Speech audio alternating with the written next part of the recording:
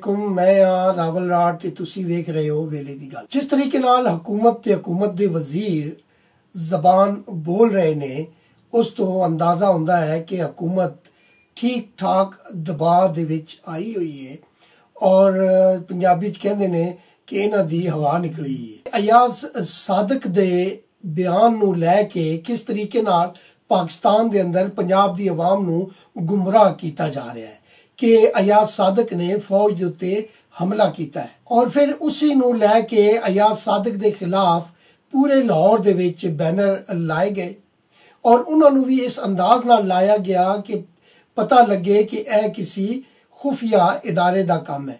मुस्लिम league नून दियां वर्करां ने banner लाने वालियां नूं रंगे हथों फड़ के मीडिया दे सामने कर दिता और अज यूट्यूब के उत्ते वो वीडियो मौजूद ने जिन्हां दे विच साफ नजर आ रहा है कि अलीम साहब इस सारी कार्रवाई दे पिछे सन। फवाद चौधरी हुकूमत दे विच मौजूद वजीरां अंदर वाहिद वजीर है जिस दे बयानां तो लगता है कि उस दे अंदर एक सियासी वर्कर हजे जिंदा है। लेकिन अयाज सादक दे इस बयान तो बाद उन्होंने अपने आप नूं मुराद सईद दे लेवल तक ले आंदा और असैंबली दे विच किस तरीके नाल अयाज सादक दी इस गल नूं फौज दे उत्ते अटैक करार दिता और उन्हां दे अल्फाज सुनदे हां। आप पाकिस्तान की हुकूमत पर तनकीद कीजिए, आप पीटीआई के ऊपर तनकीद कीजिए, आप रियासत के ऊपर तनकीद ना कीजिए। तुसी वेख्या है कि फवाद चौधरी पाकिस्तान दी नेशनल असैंबली विच तकरीर करते हुए दसदे ने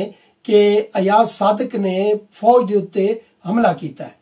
मजे की गल है कि जदों सरहद पार यानी इंडिया दा मीडिया इन्हां नूं इसी हवाले नाल अयाज सादक दे बयान दे हवाले नाल सवाल करता है, फवाद चौधरी इंडिया दे अंग्रेजी चैनल इंडिया टुडे दे नाल गलबात करते हुए एंकर दे सवाल दा जवाब किस तरह दिंदा है। He never said that never said that about General Bajwa. Rest is politics, you know. Anything. Ayaz Sadiq was there, as I said. It's just, I would say, a political statement that politicians make against each other just to discredit each other. Nothing more than that.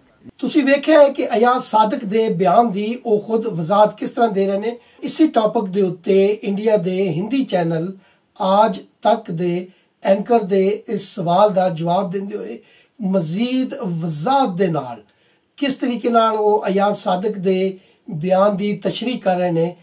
देखिए, बात यह है कि politicians एक दूसरे को discredit करने के लिए इस तरह के स्टेटमेंट्स देते हैं और दोबारा मैं आपको दोबारा ये कहूंगा कि अगेन उन्होंने जो स्टेटमेंट दिया वो आर्मी चीफ का तो उन्होंने नाम ही नहीं लिया, वो हमारे फॉरेन मिनिस्टर साहब को कह रहे थे और वो इसलिए कह रहे थे कि वो हमारे खिलाफ है।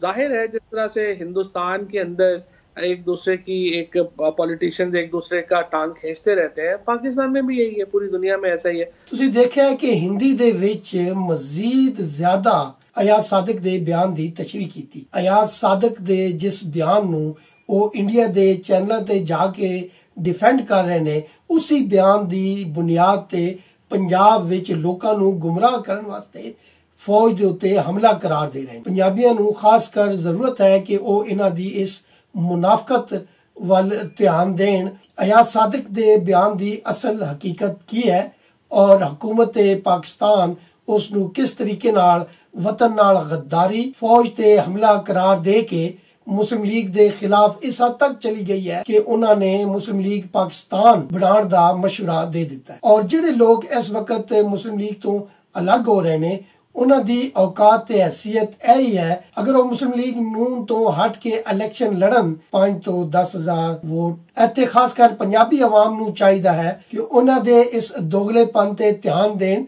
और गुमराही दा शिकार ना हो।